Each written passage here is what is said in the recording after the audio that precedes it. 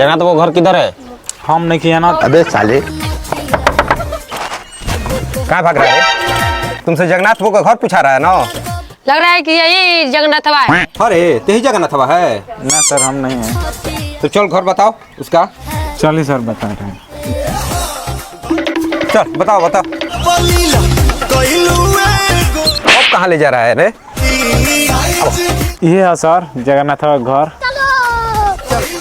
जगन्नाथ वो दुर्गा जी ताला तो बन बा। दुर्गा जी बुझाता कि जगन्नाथ वो फरार भी है ताला उला मार के। हमको ही तो कुछ करना पड़ेगा। आओ मेरे साथ। जगन्नाथवा वो तो हेल बैठल भी। आज पूरा गांव खत्म कर देब हम। कौन है रे? आही चौकीदार साहब। साहेब दुर्गा जी का हो गई?